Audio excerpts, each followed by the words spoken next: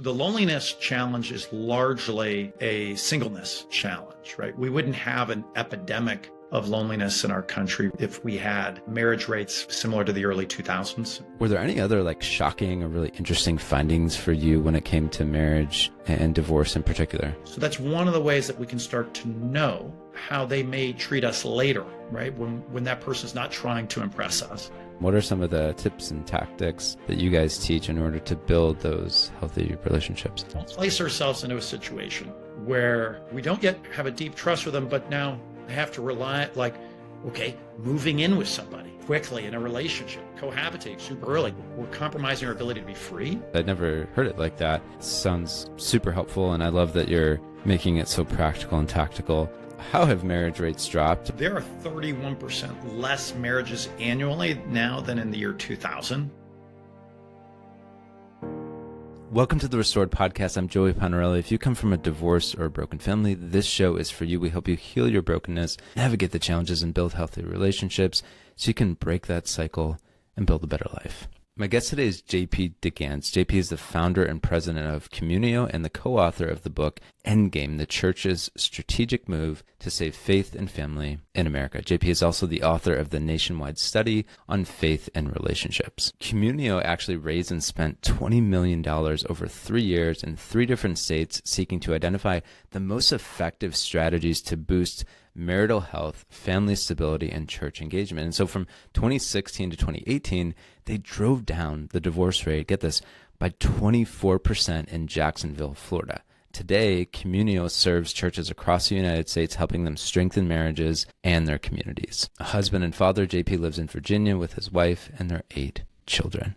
At the root of our culture's many problems is the breakdown of marriages and families. A lot of us know this. And my guest today, JP, he shares some sobering statistics, such as there are 31% less marriages annually now than in the year 2000, and there are actually 65% less marriages now than in the year 1970. Now, thankfully, there is a cure, which we discuss in this episode. Plus, he shares some really fascinating statistics from their 19,000 person study. He talks about how the loneliest group of people in church aren't actually old people. He also shares some encouragement for young people from broken families who maybe fear love and marriage. We talk about what a healthy relationship looks like and how to build it, including the 5 stages of all healthy relationships. And finally, he shares a resource to help build strong marriages, families, and communities. And so if you've been affected in any way by the breakdown of marriages and families, this episode is for you. In this episode, we do talk about God and faith. And if you don't believe in God, you're totally welcome here. Anyone who has been listening to the show for a while knows that we're not a strictly religious podcast. And so wherever you're at, I'm really glad that you're here.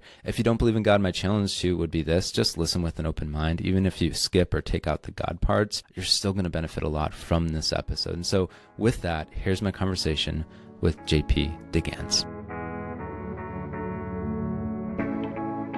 JP, welcome to the show, man. It's great to have you here. Joey, great to be here. Thanks for having me. I've admired your work from afar and really glad that we're finally speaking. I want to dive right in. You say that there is a crisis happening in our world. What is that crisis, and what are the implications? What are the dangers if we don't solve it? Yeah, ultimately, I think the enemy for definitely the last couple centuries, but accelerated in the 1960s, has been a full-on attack on the very idea of what is the human person. Right, attack on marriage and the sexual embrace. Right, I think you can see a clear line starting in the worst elements of the Enlightenment, and just you saw rejection and the ideas of Christian anthropology and marriage and the family starting in the Revolutionary Republic of France. A lot of those ideas were limited in scope in so many ways because of technology. You began seeing an unraveling of the Christian consensus on marriage and the human person more and more in the 19th century, but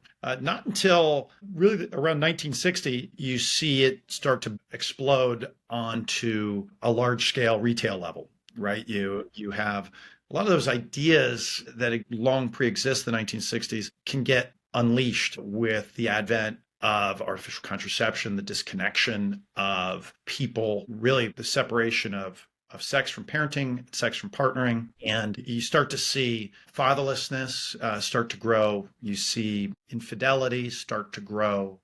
You see men and women less and less being able to, at least in the divorce numbers in this country, less and less staying in lifelong commitments, right? You have the no-fault revolution that follows that in the 1970s, right? You see a sort of a final, you'd say, transformation of marriage law in this country in a certain sense. And so then you start to see, 25 years after that, you start to see the fruit of the sexual revolution, right? Those who've grown up most frequently in homes where mom and dad weren't able to stay married. You see that woundedness show up in different ways in our society, in our culture. One of the ways I think you see this is in the phenomenon of religious non-affiliation. My study, which is the nationwide study on faith and relationships, links the disintegration of the married home to religious non-affiliation. They appear to be in some way related, and we're not determinists, right? It doesn't determine anything, but it does seem like God has made marriage and the family a vital ingredient for the transmission of faith. And when it breaks down, it makes it harder, not impossible, for faith to transmit. And so you start to see that. So when I say this, you talk about the attack, the enemy, the shift of our culture. That's what I'm referring to. This couple 100-year march, but then this acceleration beginning about 60 years ago. Wow, it's so fascinating. And what I hear you saying is, there's just this whole cascade of things, starting with ideas and then being codified into law, and then, kind of becoming commonplace, that effectively just deteriorated marriage and family life and led to so many families breaking apart, becoming very dysfunctional. And it led to kind of the mess that we're in today, where we see people very unhappy, very unhealthy, obviously not, like you said, not practicing any sort of faith, and disconnected from meaning and God, and kind of falling into despair. I mean, even we probably could talk about suicide rates and things like that. So it is really fascinating. And with our audience, of course, too, we see so many of these just really heavy problems that they carry with because of the breakdown of their families. And so I'm curious to go a little bit deeper into that survey. So you studied, what was it, like 19,000 people? Yeah, it was 19,000 completed surveys of folks on Sunday morning. Okay, what's unique about the survey is that it's just folks who are in church on Sunday, Protestant and Catholic, across 13 states, 112 congregations. And what we found was that 80% of everybody sitting in the pews on Sunday morning grew up in a home where mom and dad stayed continuously married.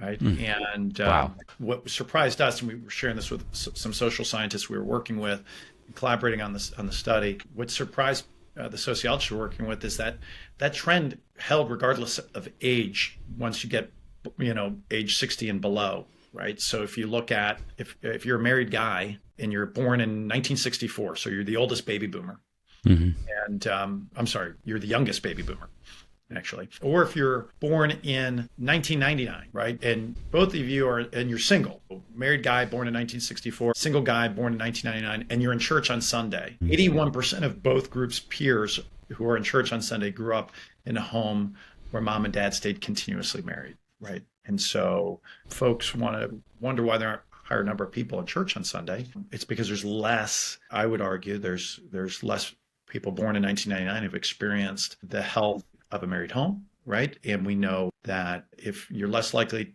to have grown up in a married home, you're less likely to have experienced the love of an earthly father on a day-to-day basis, right? Because vast majority of those who are raised in a home where mom and dad aren't married, the large majority of those are being raised by mom.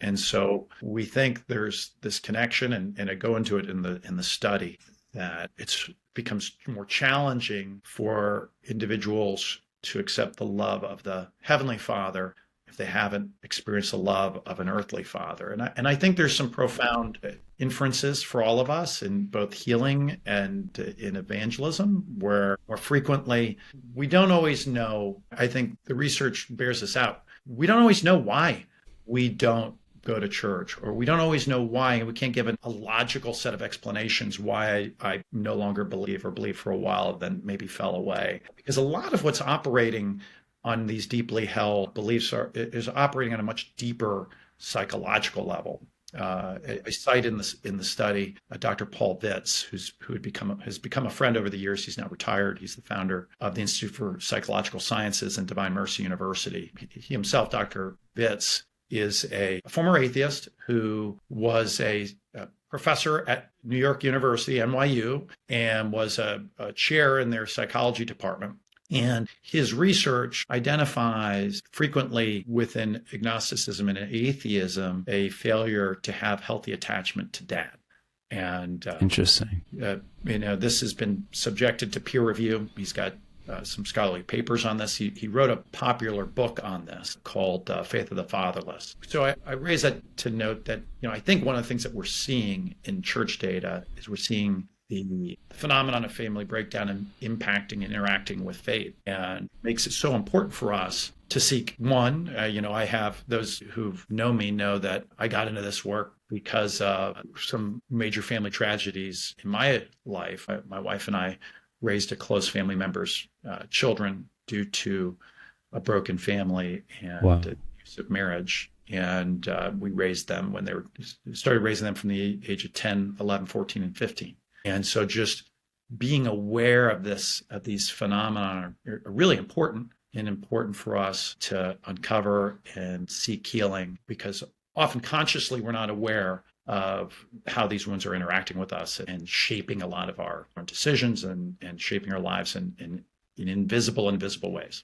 Yeah, no, it makes so much sense. And I totally understand what you're saying about, we can see trends, we can see correlation, we can't always determine causation, but we can speculate. I think your reasoning makes so much sense to me. And man, I love how data driven you are. It's so impressive. And I'm curious, I think I understood it, but what about that 20%, the 1 in 5 people? Talk about that a little bit. Yeah, I love bringing this up, right?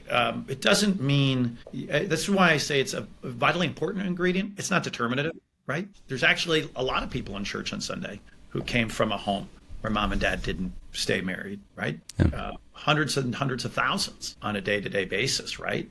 So this is important for us. We'll have some new research coming out. We're not principally a research organization. We're a ministry that serves the local church to equip the church to share the gospel through the renewal of healthy relationships, marriage, and the family. We want to come alongside everybody to have healthy relationships, and regardless, knowing that we all hunger for this, we all hunger for connection, we all hunger to know and to be known, to love and to be loved. And we think the local church should be a school of love that equips each of us to be able to do that, right? So it just so happens through our work, naturally, we survey at a church before we get started. We gather a lot of really useful data, Joey, that allows us to give some good insights back to the churches that we work with. And then when we gather enough of those surveys, it allows us to do a lot of fun things that you can't do in a 200-person survey at an individual church. And we'll have some new data out, later this month. We'll have it. It'll probably be released in May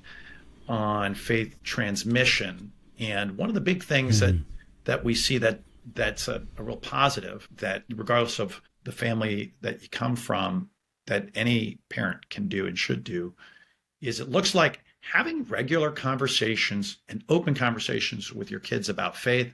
That's super important. So it appears that not just getting to church with your parents as a kid, particularly getting to church with dad, but when dad has open conversations with you about faith weekly, and there's it appears to be a very significant lift, faith transmission from parent to child.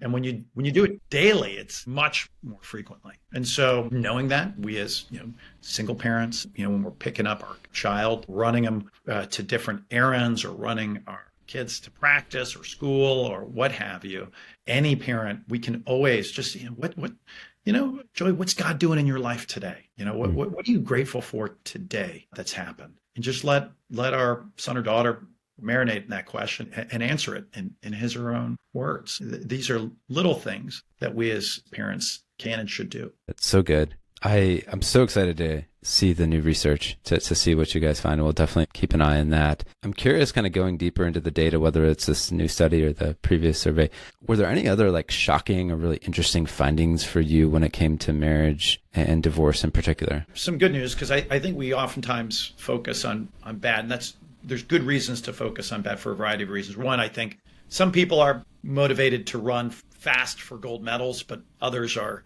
motivated to run faster from German shepherds. So fear, I think in some ways, some bad news sometimes motivates people more than good news. But on the good news front, right? 82% of every married churchgoer said that they're very satisfied or completely satisfied in their marriage. So that's great. It's great news, right? We'd say so close to 1 in 5 weren't, there, and that's okay. We know from our data that if you came from a family that wasn't intact through age 18, you're more likely to be struggling, but it's not determinative. There's lots of people in church on Sunday who came from a home that was divorced or never married that are very happy or completely satisfied in their marriage. One of the big ahas to us is we added in our last survey what's called the UCLA Loneliness Index. Okay, for those geeks who follow such things, loneliness has become a big topic for folks. In fact, if you're considered lonely by the public health measurement of it, it's the health equivalent of smoking 15 cigarettes a day, or in other words, it shortens your lifespan by about 15 years. And there's a long 20-question survey that's used by actually health insurance companies to measure this for actuarial purposes, right? Like to help you, measure, if you're a health insurance company, you want people to stay healthy because that means you're collecting premiums without having to make payouts. So you're trying to understand this stuff. And so fascinating. There's a 3-question summary of that larger 20-question survey that's been proven to be very predictive of how you answer these 3 questions from it, largely predicts how you'd answer the full 20-question survey. So we added that to our church survey. And we wanted to understand how churchgoers are doing in loneliness. And what we found was there's this the loneliness challenge is largely a singleness challenge, right? We wouldn't have an epidemic of loneliness in our country if we had marriage rates similar to the early 2000s. There's a reason why the epidemic doesn't start, and it's not first noted until the latter part of the first decade of this century. Wow. And so, the loneliest people in church on Sunday were not widows and were not the elderly. Okay. What surprised us was that the loneliest group on average were those that were unmarried in their 30s. Okay. That was the loneliest group. They were significantly more likely to be lonely than the loneliest group of widows, which for those who were interested, the loneliest group of widows based on the survey research were those in their widowers in their 50s. Okay. And so the never married and the divorced are substantially in their 30s are substantially more likely to be lonely than those widows. So that is a big deal. And at the local church level, we talk about that pastorally, like, right? There's stuff that we can do, particularly as married people, try to be intentional about. I know my wife and I, we frequently will invite couples over for dinner. We try to be intentional about inviting some of our friends that are single and divorced over for dinner. Awesome. Because we just know, one, we've become friends with them. So it's just natural. We're not, we're forming fellowship. We're not conducting ongoing social science experiments. So it's great fellowship. But I've started in diving into this research, right? You just start to realize, right? Married people, my wife and I, we have 8 kids. We're a lot of, we've got a lot of chairs and plates and what have you. So on a very practical basis, having a couple of our friends over, it's a rounding error for us. And so we try to be intentional about opening up our home for Christian hospitality. And that's a great thing to do. So a lot of ways that at the local church, we should be thinking in terms of building heterogeneous community, friendships with people at different age groups, marital status, single, widowed, divorced, married. And married people, I think there's a gift that we have because, the gift of family life is, my wife and I were frequently making dinner for a number of people, and just throwing a few extra isn't for us, a huge logistical challenge. Whereas if you're a single person and you want to have my family over, there's 10 of us, it's not going to happen in all likelihood. So that's also understanding reciprocity is less likely to happen right. So oftentimes you ask a couple over, then they ask you over. And it's important for fellowship not to be seen as transactional in terms of reciprocity and friendship that way, right? So there's, I think, a lot of things that we can do to inculcate a culture of Christian fellowship in our churches that break down the phenomenon of loneliness, right? And we can all do that. But then it's also, I think, important, Joey, that we at the local church level, and then as parents, equip our young people for what does healthy relationship look like? And it's not a great mystery. We don't have to be fearful even if we've experienced great trauma in our background, right? And there's reason there's obviously, it's logical to be fearful of that trauma, but actually we've got great agency to overcome that and to know how to overcome it, know what a healthy relationship looks like, and to develop a new rhyme scheme in our life that allows us to enter marriage in a healthy way, and to discern what a healthy relationship looks like, so that I can know, like, this is not a relationship that will allow me to break a generational cycle, right? And know that early on, and to be able to exit it in a healthy way. So good. There's so much there I want to hit on. Let's start with the healthy relationship piece. So yeah, what do you guys teach in terms of like what a healthy relationship looks like? And then what are some of the tips and tactics that you guys teach in order to build those healthy relationships? Okay, real talk. If you've been trying to get in shape so you feel better physically and emotionally, but nothing is working, you're not crazy. I've been there myself. I recently read a free guide by Dakota, a certified personal trainer who we've partnered with that's helped about 1,000 people, and it was really helpful for me personally. In the guide, he breaks down the biggest fitness mistakes that we all make, like under-eating, overstressing, or focusing too much on the scale, and he gives really simple, practical tips that you could actually use, that you can implement today. And so if you're tired of feeling like you're never going to get in shape, just click on the link in the show notes and grab the guide today. It's totally free, and it might just be the thing you need to start feeling healthier physically and emotionally. So I've co-wrote a book with John Van App, who's a psychologist, and really I co-wrote it with him because he's probably the country's leading expert on healthy relationships around the single life and dating. His curriculum, how to avoid falling in love with a jerk or jerkette, is the most commonly used curriculum by sailors, airmen, and Marines by the military chaplaincy teaching these habits. Okay, and so the book is called Endgame, and section 2 of the book goes into these in much more detail. But I'll touch on these. So if you think about, John goes into the science of attachment. Okay, and there's 5 dimensions of healthy human attachment. Okay, imagine a soundboard. Okay, going from left to right, and each knob can go up or down. You got know, trust, rely, commit, touch. Okay, and those can go up and down. Okay, think about, what does the world tell us that relationships, which knob should go up first of those 5 knobs, right? Typically, what the world will tell you is move touch right to the top as fast as you can, right? Like, why not start with a sexual embrace or a sexual relationship? And now we're doing that. That knob goes up, for those who can see what move my hand up and down. So that knob goes up, but we don't yet really know the person. We don't yet trust the person. We haven't yet been able to build enough trust that where we can reasonably be expected to rely on them. And that reliance then is not sufficient to really commit to them. And so what then ends up happening is we've moved to a level of intimate attachment to somebody where none of those other 4 dimensions are there. And when that happens, what ends up happening psychologically is even if the most committed sexual anarchist who believes that sex is just a bodily function and it's just, a little different than sneezing, okay? Even when you try that, pursue that to its logical conclusion, that person can't really explain why, when they see the person that they engaged in that meaningless sexual encounter goes and has sex with somebody else, there's something there where they feel betrayed, even though they don't want to admit that they feel betrayed. It's because we're actually biologically made for attachment. Our body creates certain chemicals that fuel love. And then when there's that betrayal, it actually creates a feeling of jealousy. And that's a biochemical response. And so you go, okay, well then what's the right way to order it, right? Well, then the right way to order it is think back to those knobs: know, trust, rely, commit, touch, right? So we go in steps. And when you meet somebody, think in terms of discernment of a relationship as a 1 to 2 year process, right? We don't want to accelerate.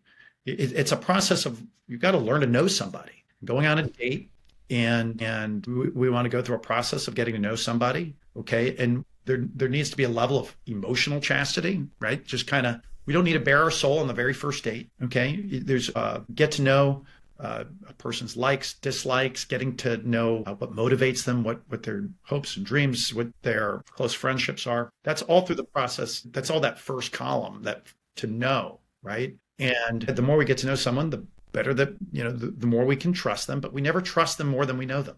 Okay. And one of the parts of that know process is that how does the person treat those friends that are closest to them? How do they treat their closest family members? Right. Okay. What's the nature of those relationships? Okay. That should tell us over time, over a long time horizon, I will not be treated better than that person treats their closest relationships. Okay. So that's one of the ways that we can start to know how they may treat us later, right? When that person's not trying to impress us, when that person's not trying to win us over. Okay.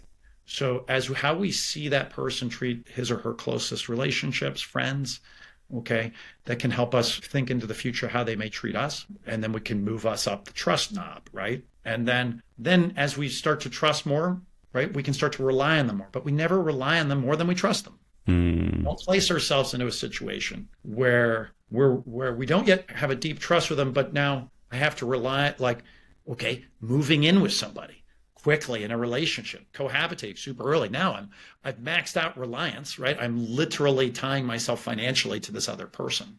Totally. Okay. And I'm relying on them at a level where the person is saying at the beginning, hey, the reason we're going to move in is I'm going to try to get to know whether or not this person is good for me. No, we're out of sequence here. Okay. We're compromising our ability to be free to enter into deeper areas of that relationship by compromising my financial independence and my emotional independence, because I'm physically placing myself in super close proximity to that person at all times where I can't step away and discern what's happening in the relationship. Right. And then commit, right? That commitment never should, sometimes particularly active churchgoers can err on the side of becoming very emotionally unchaste in the sense that they commit and behave like their spouses when they've just started dating. And, we don't want to move our level of commitment beyond as a knob on that sort of soundboard, so to speak. We don't want to move that to the top. And so one of the ways I think this manifests itself is when we start to see some red flags in the relationship, in the know and trust space, some early red flags. We're overly committed and won't exit the relationship at a time that's probably appropriate because we're overly committed very early on.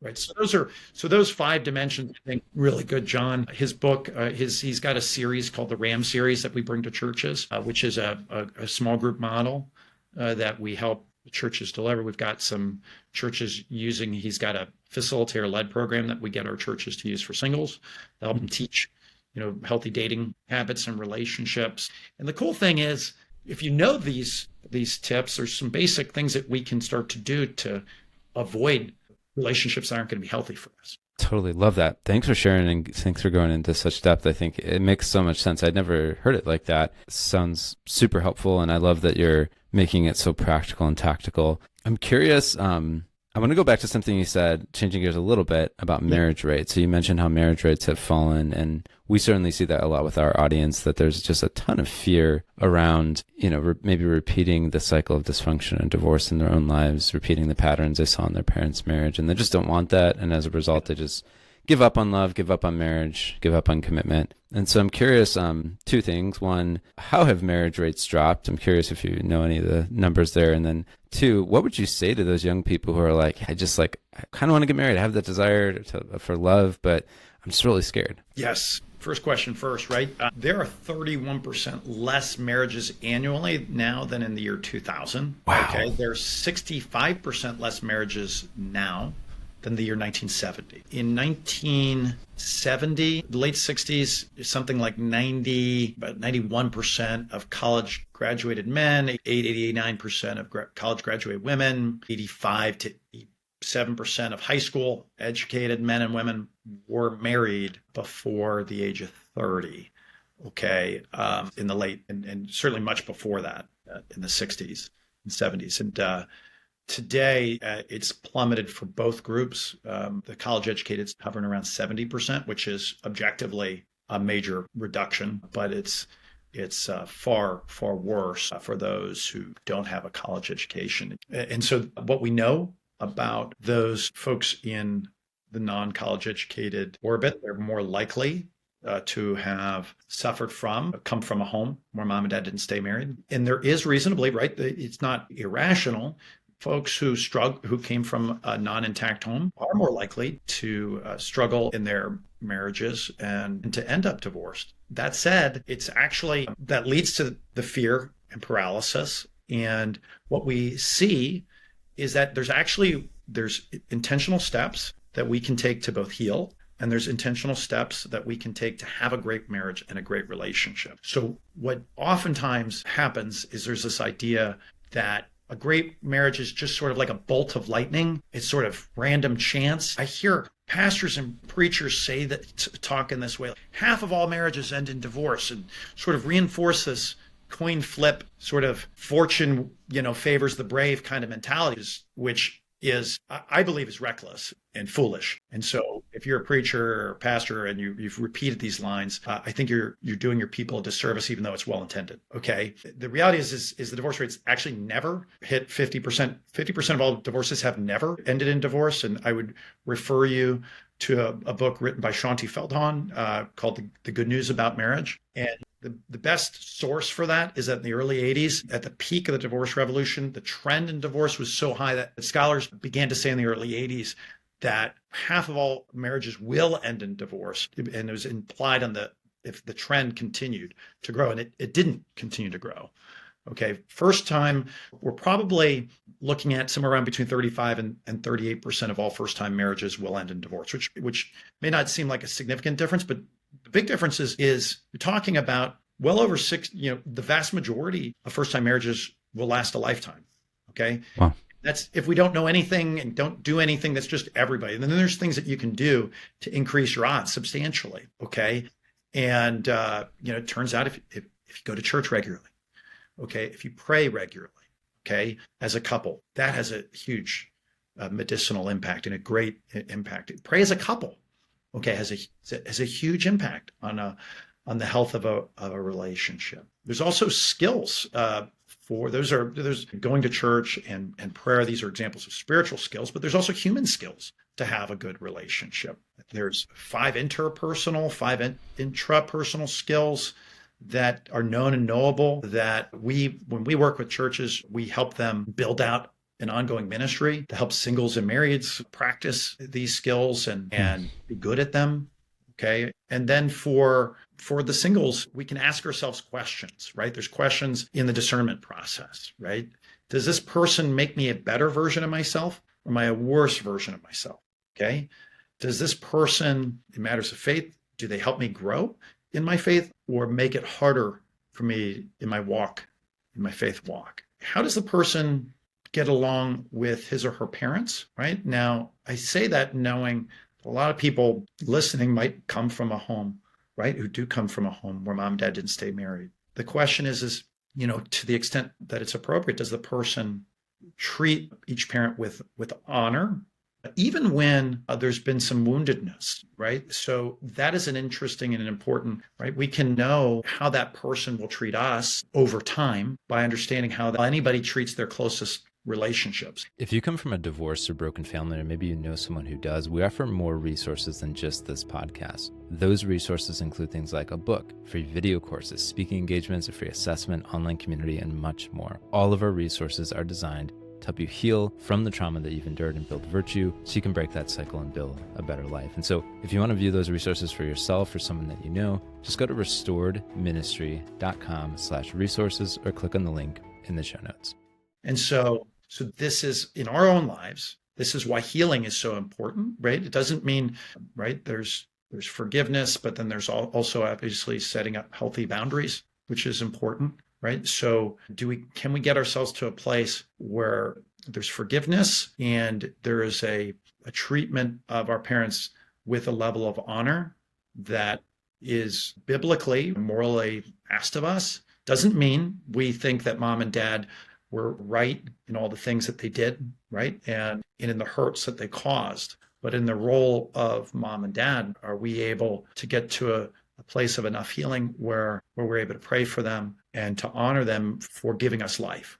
If we can do that, and if the person that we're dating or in a journey and discerning whether or not they're a good spouse, that's a really helpful data point. right, for somebody as we're discerning a spouse, right? And so there's things that we can do in that regard. And then of course, avoiding riskier steps like cohabitation. What it does is it prevents us from being able to actually better know someone beforehand, even though you think it's going to cause you to quickly get to know somebody. Actually, it hinders our freedom. It's because one of the parts of being able to know is you have to be able to step back and process, right? And when we're physically in the same dwelling, it makes it harder for us to be able to step back and really reflect on what we're learning about that person. Okay.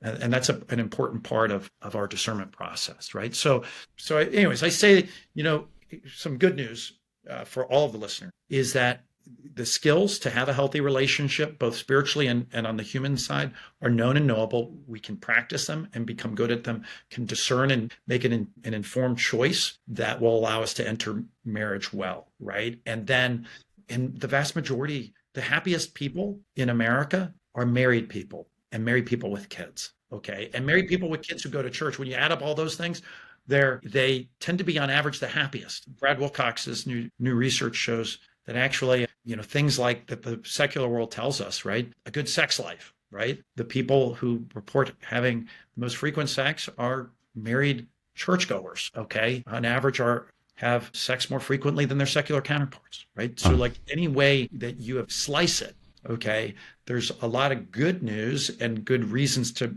be intentional about pursuing marriage. Just it's not a great mystery how you can live marriage well. And I think we have agency, and that's what I would encourage your listeners. I love it. No, and it sounds like just the resources you're offering at Communio, as well as your book and game, has more specific tactics and principles that they can employ, which I love. And quickly, one question.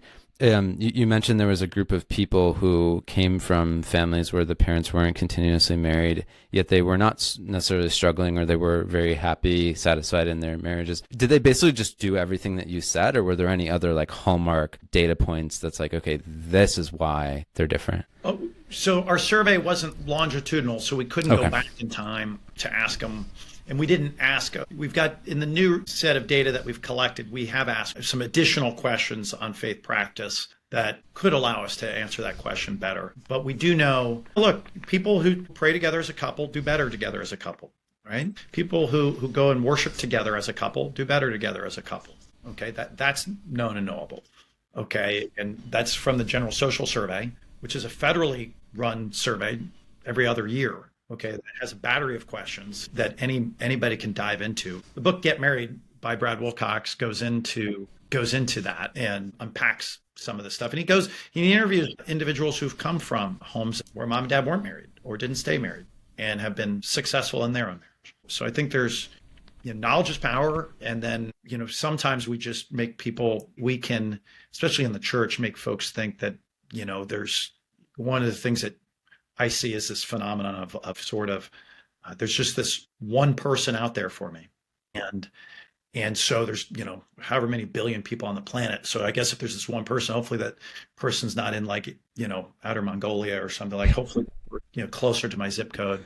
And, I tell people, and none of this is intended to be anything determinative on my views on God's sovereignty and man's free will. But I will say my wife could have married any number of other guys and been happy and thrived in her marriage. And I could have probably married any number, as hard as it is to imagine, married any number of other people and been happy and thrived in my marriage. So sometimes we can make this perfect the enemy of something great. Okay. Nobody's perfect. No relationship is perfect. There's a lot of great relationships out there, and we can have a great relationship that leads to marriage, right? And once I think we let go of this idea of perfection and the perfect one that's out there, right? I was deficient in a variety of areas in my life, and thanks be to God, I met my wife, and she helped me grow in areas that I was weak in, and she would tell you I helped her reciprocally, and we're better as a result. Complementarity is a great thing. Amen. No, so good. I could go on forever with you, but I want to kind of bring us to the end here. And one of the things I wanted to say, I love that point you made of like knowledge is power, and like learning these skills and then, learning how to do them, learning the knowledge and then putting them to action is so key. And I would say what's been helpful for me and just the, countless young people that we've served is the mentorship component, just being around people like you had mentioned before, who are living out the life that you want to live. Like they have good marriages, they have, good families, healthy families. That's just been, I mean, I'm sure you're not surprised by this, but that's just been such a clear trend, even in these like dozens of interviews I've done with young people, or even middle-aged people from broken families who end up having really healthy marriages. They all say, yeah, there was this one family I would spend a lot of time around, and they just were like really inspirational, and they kind of taught me by their example. For me too, there were two families who were just really inspirational, and I learned from their example by their modeling, like, oh, this is how you build a good marriage. This is how you disagree in a respectful way. This is how you, show affection and all those things. So I think there's just such a powerful lesson there. But I wanted to feel free to comment on any of that, but I'd love to hear more about Communio, what you offer, and any cool stories of transformation before we close down here. I can't agree with that anymore, right? And this is why the church needs to be and can be such a powerful school of love, and the school of love, right? It's living life. One of the reasons we call ourselves Communio, the word in Latin means community, right? We learn to love by example. And as married couples, we should be inviting folks into our lives just to be friends, to let them into the messiness of our life, and see the rhythms of marriage and family life. And I think if you're a person who has experienced trauma and challenge in your own life, seek out friendships in your church who are men and women who you look at and go, there's something there that I'd love to emulate. There's something there that I'd like to learn more about, and seek conversations with them, seek friendships with them. So we as a ministry, we operate, no individual or couple can ever come to a Communio program because our customer, so to speak, is always the local church. So we've worked with more than 300 churches in 30 states across America, from Montana to Florida, California and Washington State, all the way out to Connecticut and Massachusetts. So we work in Protestant churches, evangelical churches.